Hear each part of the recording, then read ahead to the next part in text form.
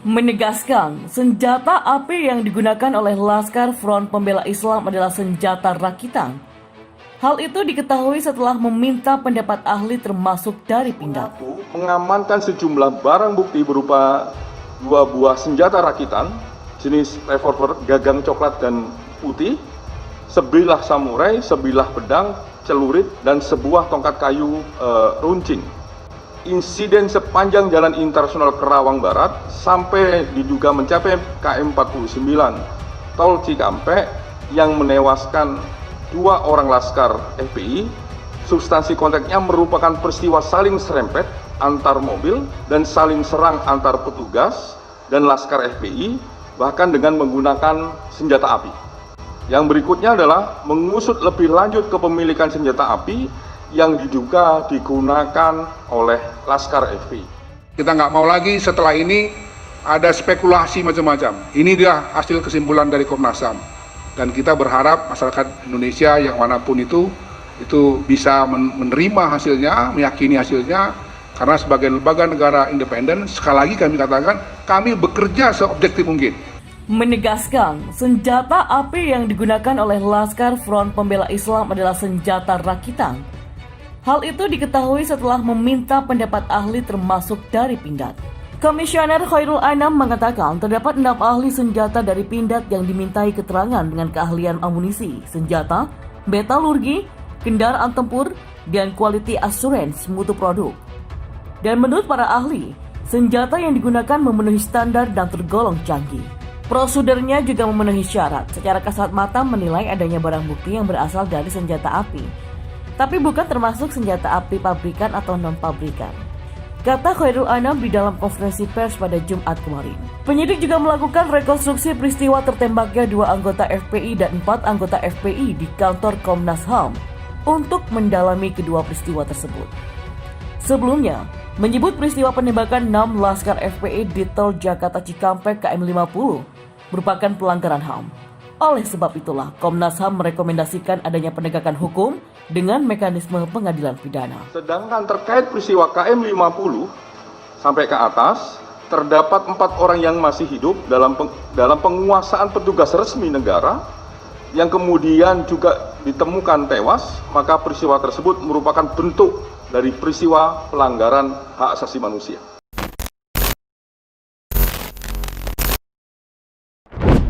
Menyebut peristiwa penembakan 6 laskar FPI di Tol Jakarta Cikampek KM 50 merupakan pelanggaran HAM. Oleh sebab itulah, Komnas HAM merekomendasikan adanya penegakan hukum dengan mekanisme pengadilan pidana. Hal itu disampaikan Komisioner Komnas HAM Khairul Anam dalam konferensi pers di kantor Komnas HAM Menteng, Jakarta Pusat pada Jumat kemarin. Dia mengatakan penegakan hukum lewat mekanisme pengadilan pidana untuk mendapatkan kebenaran material yang lengkap serta menegakkan keadilan. Jadi peristiwa tewasnya laskar FPI memang merupakan kategori pelanggaran HAM, ucap Khairul Anam. Komisi Nasional Hak Asasi Manusia atau Komnas HAM menyimpulkan insiden tewasnya Laskar Khusus Front Pembela Islam sebagai kejahatan terhadap kemanusiaan. Menanggapi hasil investigasi Komnas HAM tersebut, ayah dari korban yang bernama Faiz Ahmad Syukur Syuhada mengatakan seharusnya kasus ini dibawa ke Pengadilan HAM Internasional. Harusnya dibawa ke Pengadilan HAM Internasional karena saya melihat kasus ini bukan lagi di hadapan para penguasa, tapi saya melihatnya sebagai kasus politik. Jadi saya sedih sekali, kata Syuhada saat dikonfirmasi pada Jumat kemarin. Menurut dia, hukum perlu ditegakkan seadil-adilnya. Tidak ada unsur politik dalam hal ini. Jika di tengah pengadilan kasus berhenti atau tidak diusut dengan adil, maka pihaknya tetap berupaya semaksimal mungkin untuk mencari keadilan. Bukan tidak yakin kepada Allah SWT, namun ini dilakukan dalam berikhtiar di dunia. Bukan kita tidak yakin kepada Allah, tapi saya berbicara dalam koridor ikhtiar di dunia. Kalau Allah, Dia Maha Adil dan Allah akan mengadili dengan caranya bagi para eksekutor dan otak di balik itu, ujarnya. Penegakan terhadap keadilan terus dilakukan agar negara tidak seenaknya membunuh warga negaranya. Insiden ini, kata dia, juga menjadi sejarah yang buruk yang pernah terjadi. Syuhada berharap kejadian ini dapat menjadi bukti bahwa negara masih melaksanakan sila kedua Pancasila, yakni kemanusiaan yang adil dan beradab. Di sini nanti kita tahu apakah negara masih berkemanusiaan dan beradab, apakah masih berkeadilan. Kita lihat bagaimana cara negara mengusut kasus ini, ujar dia. Sebelumnya, Faiz yang tewas dalam bentrokan antara 6 laskar khusus FPI yang ditugaskan mengawal pimpinan HRS dengan polisi di Jalan Tol Jakarta Cikampek, KM 50 pada Senin 7 Desember pukul 00.30 waktu Indonesia Barat. Pihak Komnas HAM mengatakan walaupun insiden tewasnya anggota Laskar FPI sebagai pelanggaran HAM, tidak semua korban masuk dalam klasifikasi meninggal dunia akibat pelanggaran HAM. Sebab, berdasarkan hasil pengungkapan kronologi peristiwa, ada 2 anggota Laskar FPI yang meninggal bukan karena praktik pelanggaran HAM. 2 korban itu adalah Faiz Ahmad Syukur dan Andi Oktiawan. Mereka meninggal dunia akibat peluru tajam oleh anggota polisi karena melakukan perlawanan dan pertahanan saat menghalang-halangi petugas dalam pengintaian HRS.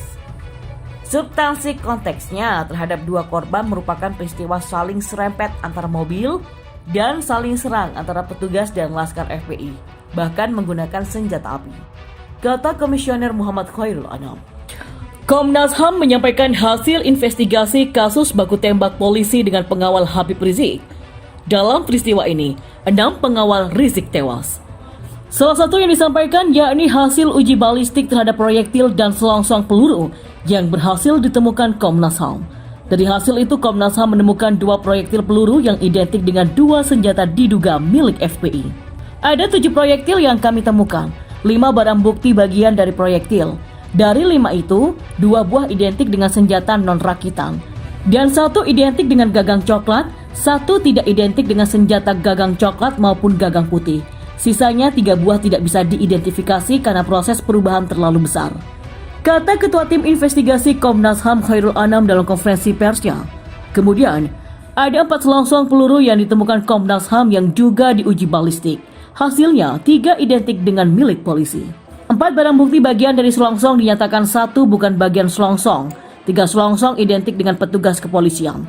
Tambah dia, hasilnya 2 proyektil identik diduga milik FPI, 3 selongsong identik dengan milik petugas. Khairul mengatakan uji balistik dilakukan di Lab 4 Polri didampingi oleh tim dari PT Pindad dan sejumlah LSM dan NGO yang terkait dengan hukum dan keamanan.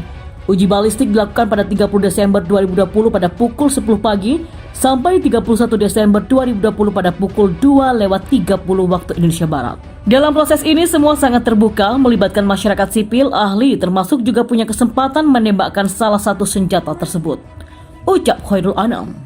Komisi Nasional Hak Asasi Manusia atau Komnas HAM mengungkapkan hasil investigasinya terkait tewasnya 6 Laskar FPI di KM 50 Tol Jakarta Cikampek. Berdasarkan penyelidikan Komnas HAM terungkap fakta adanya peristiwa Laskar FPI sempat menunggu mobil polisi yang melakukan pembuntutan. Jadi terdapat konteks kesempatan untuk menjauh oleh mobil FPI dari petugas, namun malah mengambil tindakan menunggu mobil petugas.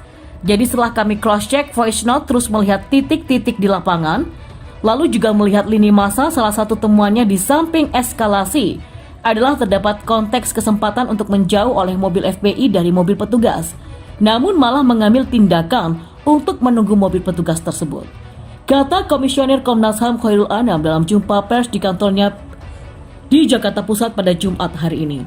Khairul mengungkapkan antara mobil Laskar FPI yang mengawal Habib Rizik Syihab dan mobil polisi sempat berjarak saat keluar dari pintu tol Karawang Timur. 2 mobil Laskar FPI kala itu punya kesempatan untuk menjauh, namun justru memilih untuk menunggu. Yang kedua, mobil FPI berhasil membuat jarak dan memiliki kesempatan untuk kabur dan menjauh, namun mengambil tindakan untuk menunggu. Akhirnya mereka bertemu kembali dengan mobil petugas K9143EL serta 2 mobil lainnya, yaitu B1278 KJG dan B1739 PWK. Karena itu menurutnya fakta tersebut berperan penting dalam rangkaian peristiwa KM 50. Sebab menurut Khairul, peristiwa menunggu tersebut menjadi pemicu kasus KM 50 yang telah menewaskan 6 Laskar FPI. Dan sebagainya penting bagi kita semua dengan asumsi begini, kalau tidak ada proses menunggu maka peristiwa KM 50 tidak akan terjadi. Nah, kalau nggak ada proses menunggu maka peristiwa KM 50 tidak akan pernah terjadi. Karena ditunggu makanya peristiwa gesekan macam-macam, tembak-menembak sampai KM 50. Sampai ke atas itu nggak akan terjadi kalau itu nggak ditunggu. Nah itulah menurut kami satu standing yang cukup penting, sambung Khairul.